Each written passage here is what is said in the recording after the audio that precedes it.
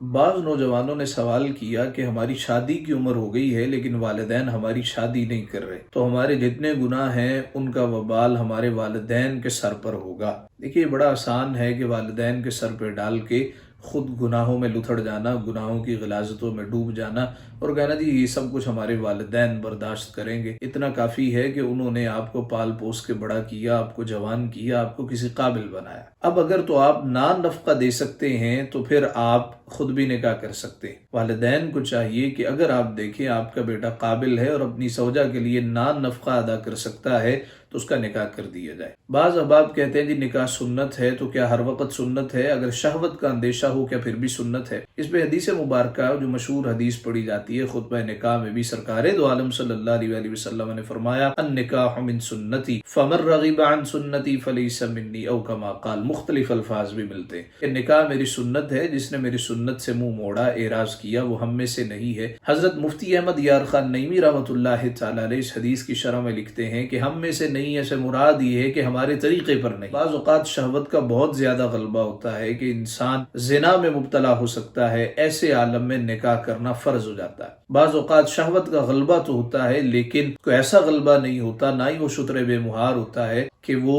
زنا میں پڑ جائے اور گناہوں میں لتھڑ جائے، ایسے عالم میں نکاح کرنا واجب ہے۔ بعض اوقات شہوت کا غلبہ نہیں ہوتا، طبیعت میں اعتدال ہوتا ہے، ایسے عالم میں نکاح کرنا یہ سنت ہے۔ آپ کا یہ کہنا جی والدین گناہ گار ہیں، اس پہ حدیث مبارکہ پڑھنے کا اتفاق ہوا۔ نبی اکرم جان دو عالم صلی اللہ علیہ وآلہ وسلم نے فرمایا اولاد پیدا ہوتی ہے تو والدین پر سب سے پہلا حق یہ ہے کہ اس کا اچھا نام رکھیں، اور پھر والدین اس کی اچھے طریقے سے پرورش کریں، اس کا عقیقہ کیا جائے، سر کے بالوں کے برابر صدقہ کیا جائے۔ اگر والدین میں سکت نہیں ہے تو پھر عقیقہ کرنا کوئی لازم اور ضروری نہیں ہے۔ اچھی تربیت کی جائے اور جب بالغ ہو جائیں ان کا نکاح کر دیا جائے۔ اگر ایسا نہ ہوگا پھر والدین گناہ گار ہوں گے۔ لیکن اگر بچہ کرتے ہی کچھ نہیں ہے اور وہ سارا ملبہ والدین پہ ڈال کے ایک سائڈ پہ ہو جاتا ہے تو پھر والدین گناہ گار نہیں ہوں گے، وہ تو اپنے تئیں کوشش کر رہے ہیں، آپ ہی کسی قابل نہ ہوئے۔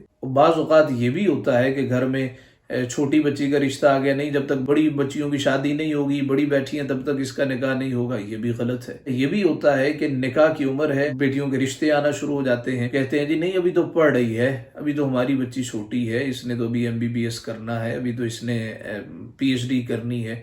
PhD کرتے کرتے وہ 30 سال کی ہو جائے، پھر اس کے بعد کہاں سے رشتے آئیں؟ لہٰذا حضور علیہ السلام نے فرمایا اگر کوئی ایسا شخص پیغام نکاح بھجوائے جس کے دین پر، جس کے کردار پر، جس کے اخلاق پر آپ مطمئن ہیں تو پھر دیر نہ کرو، تاخیر نہ کرو۔ تاخیر کرو گے تو معاشرے میں بگاڑ پیدا ہوگا۔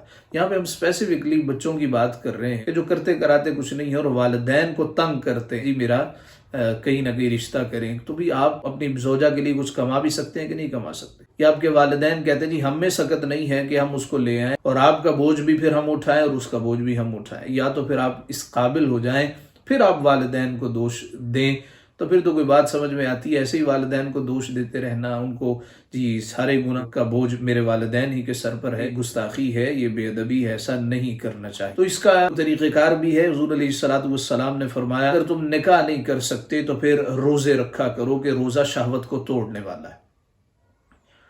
اور سردیوں کا موسم ہے، حضور نے فرمایا الشتاء ربیع المؤمن، موسم سرما یعنی سردیاں یہ مومن کے لیے بہار بن کے آتی ہیں۔ راتوں کو وہ اٹھ کے عبادت کرتا ہے، صبح کے وقت روزہ رکھتا ہے، تو روزے رکھ لیے جائیں، اس سے شہوت کا غلبہ ٹوٹے گا۔ اور کوشش کرے اپنے آپ کو جلد از قابل بنائیں، کم از کم آپ اپنا اور اپنی زوجہ کا خرچہ تو اٹھا سکیں۔ باہر کے ممالک میں آپ دیکھیں وہ بالغ بعد میں ہوتے اس کو پہلے باہر نکال دیتے، بھائی کما کے لاؤ، بل آپ نے دینے ہیں۔ یا تو ہمارے والدین کا احسان ہے، ہمیں بھی پالتے ہیں، ہمیں پڑھاتے بھی ہیں، پھر شادیاں بھی کرتے ہیں، اسی گھر میں رکھتے ہیں، حالانکہ ان پہ واجب نہیں ہے، شادی ہو گئی تو ان پر واجب نہیں ہے کہ تمہیں اور تمہاری بیوی کو گھر میں رکھے، ان کا احسان ہے۔